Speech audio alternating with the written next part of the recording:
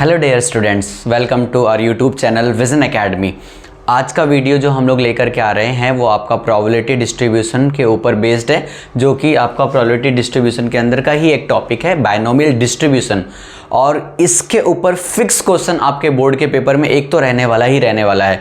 दो कॉन्सेप्ट हैं बेटा, अगर एक कॉन्सेप्ट आया तो उसका 2 मार्क का क्वेश्चन, और अगर दूसरा कॉन्सेप्ट का क्वेश्चन आया तो उसके ऊपर 3 मार्क का क्वेश्चन फिक्स आएगा ही आएगा। सो ये वीडियो को मिस मत करिएगा, आप लोग इस वीडियो को पूरा एंड तक देखिएगा, और अगर कुछ भी आपको लगता है तो आप कमेंट करिएगा।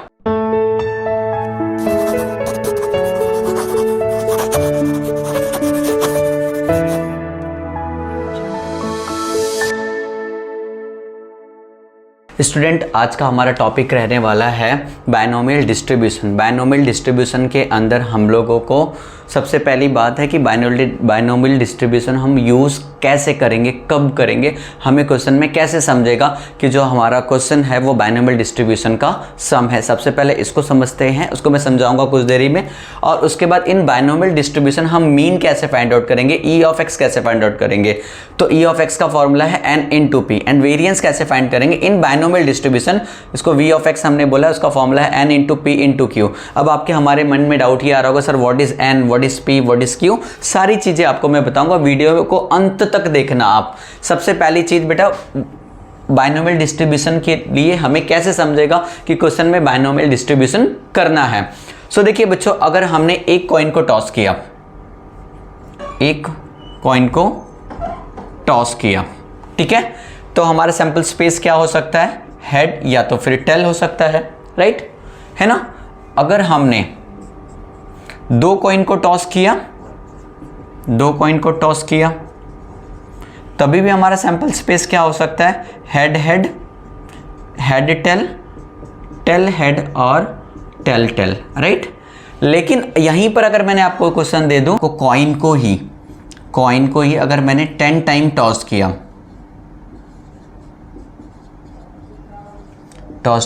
तो आपका नंबर ऑफ एस, अगर हम जाते हैं तो 2 पावर 10 हो जाएगा, 2 पावर 10 हो जाएगा। और उसमें भी अगर हमने बोला find the probability of getting exactly 4 times head, find the probability of getting 4 times head. तो अब इसमें देखिए 2 पावर 10 मतलब आपका जो है 1024 में, पहले 1024 एंट्री लिखेंगे, उसमें 4 टाइम्स हेड कितनी बार आया हुआ है वो आप ढूंढेंगे, फिर उसके बाद ही हम उसकी प्रोबेबिलिटी निकाल सकते हैं। तो ये बहुत ही लेंदी प्रोसेस हो जाता है, तो इसलिए हमें क्वेश्चन में बायनोमियल डिस्ट्रीब्यूशन का यूज करके यही सवाल हमारा बहुत ही सिंपल हो जाता है। ये कैसे सिंपल हो जाएगा, बायनोमियल डिस्ट्रीब्यूशन क्या है, इस चीज़ों को समझने के लिए सबसे पहले हमें बायनोमियल डिस्ट्रीब्यूशन का फॉर्मूला देख लेते हैं, फिर उसके एक एक टर्म को एक्सप्लेन करता हूं मैं। Probability of capital X equals to small X where X is your event. इसका फॉर्मूला है बच्चों N C X P power x into Q power n minus X. अब ये हम सोच रहे होंगे सर n क्या है, x क्या है, p क्या है, q क्या है। तो एक एक चीज़ आपको डिटेल में इस एग्जाम्पल के थ्रू ही आपको मैं बताने की कोशिश करता हूँ। देखिए आपको कॉइन जो है वो कितनी बार टॉस किया गया है, 10 टाइम्स। तो ये आपका आंसर हो जाएगा, ये n टाइम्स किया गया है, मतलब ये n की वैल्यू आपकी 10 हो गई है। और x क्या है जिसकी हमें प्रोबेबिलिटी फाइंड आउट करना है, find the probability of getting 4 times of head. तो मतलब आपका x इक्वल्स टू क्या हो गया है, 4, ओके, x इक्वल्स टू 4। और p एंड q क्या है, p and q are the probabilities. ये प्रोबेबिलिटी किसकी है, सक्सेस की,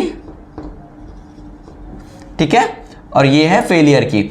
P एंड Q के बीच में रिलेशन होता है बच्चों, P plus Q equals to 1, मतलब Q इक्वल्स टू क्या हो जाएगा, 1 माइनस P, ठीक है। और सक्सेस क्या होगा हमारा P यहां पर, गेटिंग 4 टाइम्स ऑफ हेड। तो 4 टाइम्स ऑफ हेड पे हमें नहीं जाना है, हमें क्या रखना है कि 10 टाइम्स हम लोग सैंपल स्पेस भी नहीं लिखेंगे। हम क्या करेंगे, अगर कॉइन को 10 टाइम्स की बजाय अगर एक टाइम कॉइन को टॉस किया होगा, अगर कॉइन को 1 टाइम टॉस करेंगे, 1 टाइम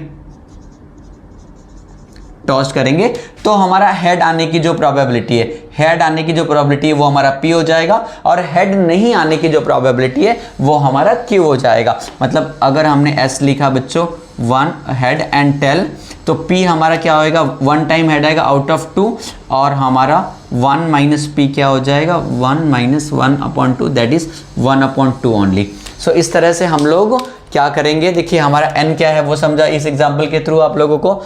x क्या है, 4 टाइम्स हेड आने की प्रोबेबिलिटी, मतलब x इक्वल्स टू 4 आ गया। और p और q, p हमारा सक्सेस है, सक्सेस क्या बोला है, गेटिंग हेड, तो हेड आने की प्रोबेबिलिटी 1 टाइम में क्या हो जाएगा 1/2, और q क्या होता है 1 माइनस p, तो उस हिसाब से हमारे को p की वैल्यू मिल जाएगी एंड q की वैल्यू मिल जाएगी। ये चार चीज़ें मिलने के बाद हमें ये फॉर्मूला अप्लाई कर देंगे किसी भी सम में प्रोबेबिलिटी डिस्ट्रीब्यूशन के, तो हमारे को आंसर आ जाएगा। फॉर्मूला क्या है, probability of x equals to small x n c x p power x q power n minus x। अभी देखिए सेकंड है हमारा इन बायनोमियल डिस्ट्रीब्यूशन, हमें मीन फाइंड आउट करना है, वेरिएंस फाइंड आउट करना है, स्टैंडर्ड डिवीजन फाइंड आउट करना है। तो क्वेश्चन में आपको इस तरह से दिया रहेगा b equals to n comma p, जो पहला नंबर रहेगा वो आपका n का वैल्यू रहेगा, और जो सेकंड नंबर रहेगा वो आपकी प्रोबेबिलिटी p की वैल्यू रहेगी।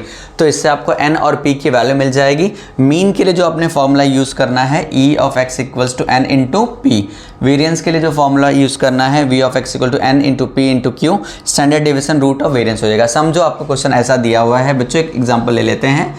आपको दिया है 10,0.4, ठीक है, और बोला है e of x find out करने के लिए, e ऑफ x। तो आपको ये समझना है कि ये आपका b बिलोंग्स टू, ये जो फर्स्ट रहता है वो आपका n ही रहता है, ये जो पहला रहेगा वो n रहेगा, और ये जो सेकंड रहेगा वो p ही रहेगा, क्योंकि स्टैंडर्ड फॉर्म इसका यही होता है।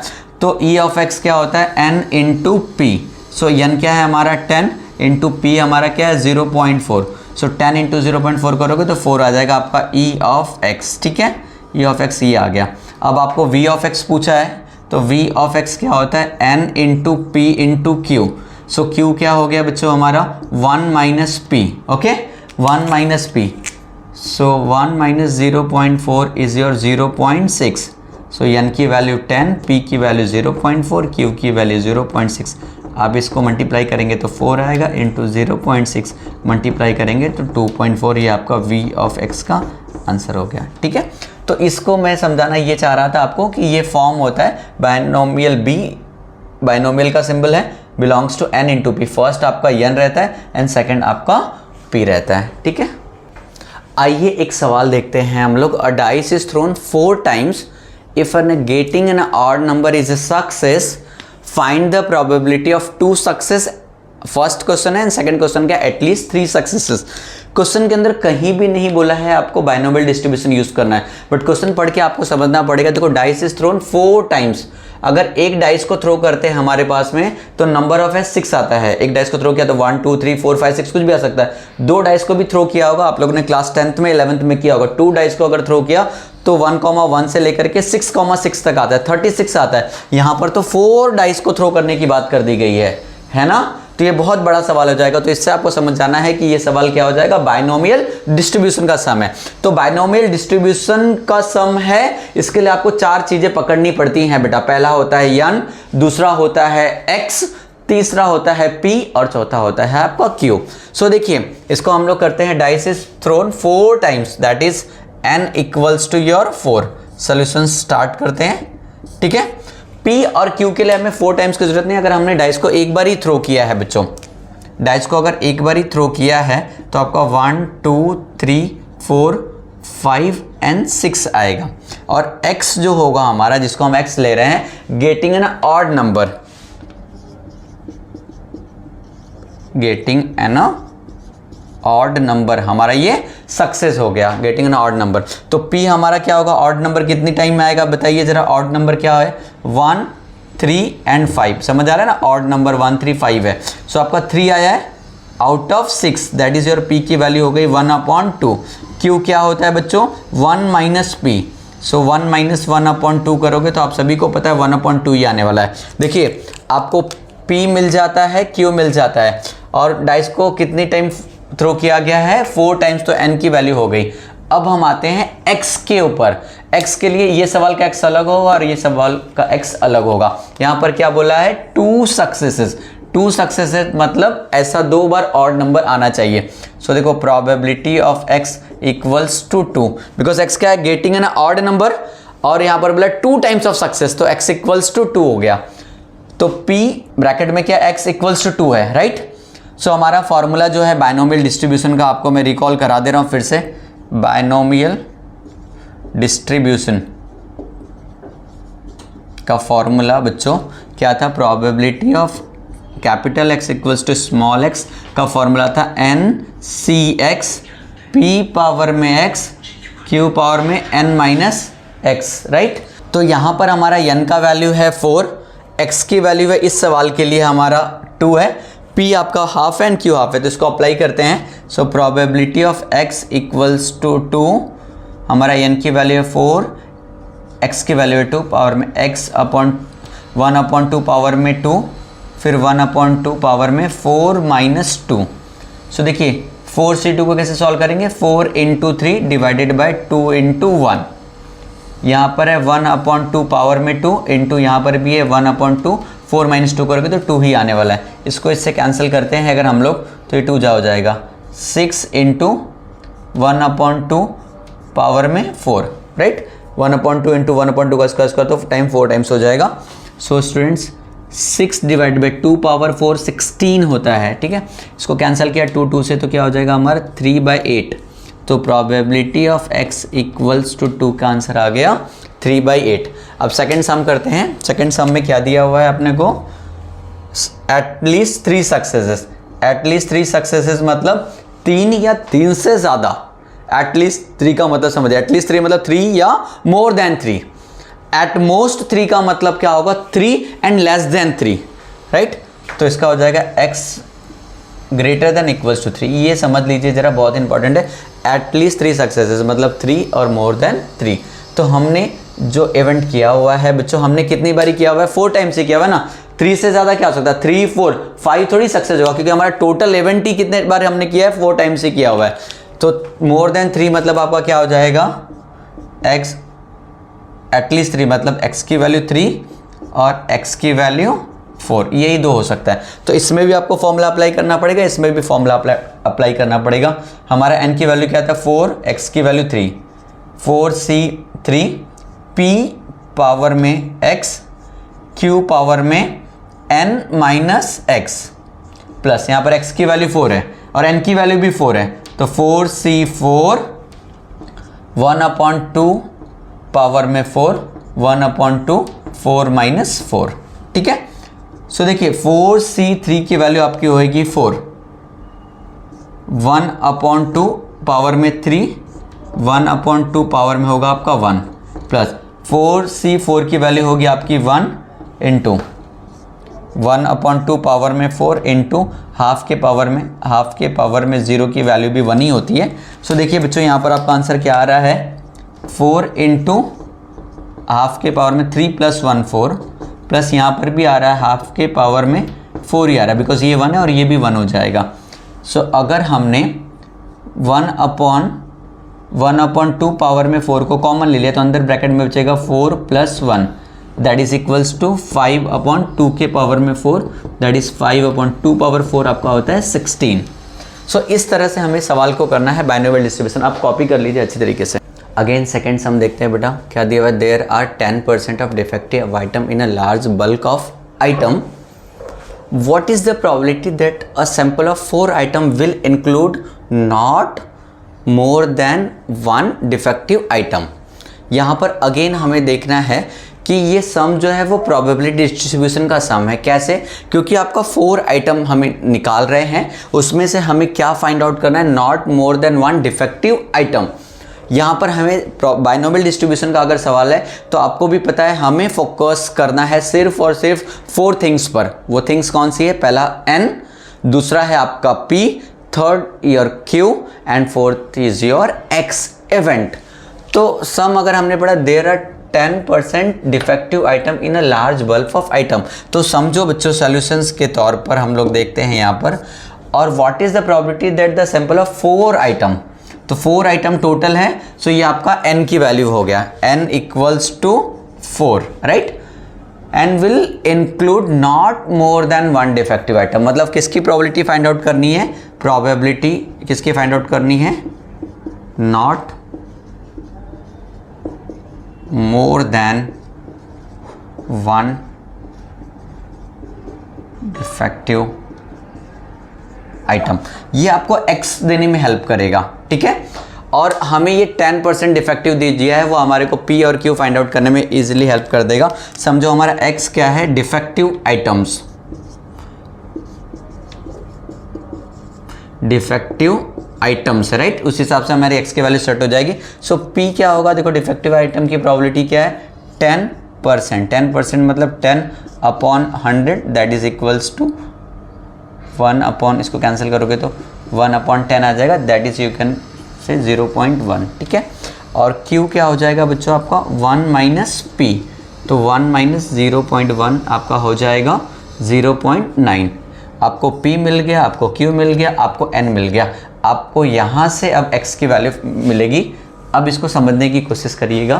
क्या बोला है, not more then, total 4 items है, 4 आइटम में क्या बोला है, not more than 1 defective items. यहाँ पर हम p जो फाइंड आउट करने जा रहे हैं, not more than 1 defective item, ठीक है। अब देखो यहाँ से मैं x सेट कर रहा हूँ, x आप समझने की कोशिश करिएगा, बहुत ही सिंपल है, बहुत सारे बच्चे कंफ्यूज हो जाते हैं, इसलिए मैं इस तरीके से समझाता हूँ। देखो नॉट को हटा दीजिए, एग्जाम्पल के लिए समझो नॉट नहीं है, नॉट नहीं होगा तो क्या होगा, more than 1, right. So x equals to more than 1 का सिंबल यही है, नॉट नहीं है, समझो more than 1 defective item means x is greater than 1, तो नॉट है मतलब इसका उल्टा, तो इसका उल्टा क्या होगा, ग्रेटर का उल्टा क्या होगा, लेस एंड इक्वल, ठीक है बच्चों। तो ये हमारा आएगा x is less than equals to 1। ये समझा सभी को, ये नहीं समझा तो मैं फिर से रिपीट करके बोल रहा हूँ। देखो नॉट यहाँ से हटा दिया मैंने, नॉट हटा दिया, ये मोर देन 1 डिफेक्टिव आइटम, मोर देन 1 डिफेक्टिव आइटम मतलब x इज ग्रेटर देन 1, और फिर नॉट लगाया मतलब इसका उल्टा, x इज ग्रेटर देन 1 का उल्टा क्या होगा, x is less than equals to 1। तो हमें इसकी प्रोबेबिलिटी फाइंड आउट करना है, मतलब x equals to less than 1, probability of x less than equals to 1, ठीक है। अब इसके बाद में लेस देन इक्वल्स टू 1 मतलब क्या होगा, आपको समझ में आ गया होगा, probability of x equals to 0 होगा, लेस देन 1 का मतलब, या probability of x equals to 1 होगा। इसको अभी 2 बार जैसे सॉल्व किया प्रीवियस सम में वैसे ही कर लेना है बच्चों। यहाँ पर हमारा n का वैल्यू क्या है, n की वैल्यू हमारी 4 है, और चाहिए तो आपको फॉर्मूला भी मैं लिख देता हूँ, p of x equals to small x का फॉर्मूला क्या है बच्चों, ncx p पावर में x q पावर में n माइनस x, ये आपका फॉर्मूला है जो कि हम यूज़ कर रहे हैं। तो यहाँ पर डायरेक्टली मैं यूज़ करूँगा, n की वैल्यू हमारी है 4, x की वैल्यू 0, p की वैल्यू है 0.1 पावर में 0, q की वैल्यू है 0.9 पावर में 4 माइनस 0, प्लस यहाँ पर 4c x की वैल्यू है 1, फिर आपकी जो p की वैल्यू है 0.1 पावर में 1, q की वैल्यू है 0.9 पावर में 4 माइनस 1। सो देखिए बच्चों यहाँ पर 4c1 की वैल्यू 1 होती है, 0.1 पावर में भी 1 होएगा, और यहाँ पर क्या आएगा 0.9 पावर में 4, प्लस यहाँ पर 4c1 की वैल्यू है 4 इंटू 0.1 इसकी वैल्यू हो जाएगी, एंड 0.9 पावर में 3, तो 0.9 पावर में 4, 0.9 पावर में 3, तो हमने अगर 0.9 पावर में 3 को कॉमन लिया तो यहाँ पर बचेगा 0.9, और यहाँ पर जो बचेगा इसका इससे मल्टीप्लाई करोगे तो 0.4, ठीक है। सो अगर हमने इसको टोटल किया 0.9 प्लस 0.4 तो हमारा आएगा 1.3 इंटू 0.9 पावर में 3, ये हमारा फाइनल आंसर हो जाता है, ठीक है बच्चों। कॉपी कर लो, और कोई भी डाउट आ रहा है तो प्लीज़ कमेंट करके बताइए। डियर स्टूडेंट्स, इस टाइप का भी सम हमारे को बोर्ड में 2 मार्क्स के लिए पूछा गया है काफ़ी बार, तो ये भी सिंपल है बट हमें फॉर्मूलास याद होना चाहिए। देखिए क्या दिया हुआ है, x belongings to b for binomial distribution n and p, n number of आपका ऑब्जर्वेशन होगा और p आपकी प्रोबेबिलिटी दी गई है, ठीक है। इस सवाल को करने के लिए आपको फॉर्मूलाज जो पता होना चाहिए, मैं यहाँ पर लिख रहा हूँ, e ऑफ x क्या होगा n into p, and v of x का फॉर्मूला होगा n into p into q, जो कि प्रीवियसली भी बताया गया है। तो देखो सम क्या दिया हुआ है बच्चों, p हमारी प्रोबेबिलिटी 0.6 दी गई है, e ऑफ x हमें 6 दिया गया है। फाइंड दो चीज़ें करनी है, पहला आपको n करना है एंड दूसरा वेरिएंस ऑफ x करना है। तो सबसे पहले गिवन डेटा जो है एकदम सिंपल सा सम है, e ऑफ x दिया हुआ है, e ऑफ x क्या है n इंटू पी होता है बच्चों, राइट।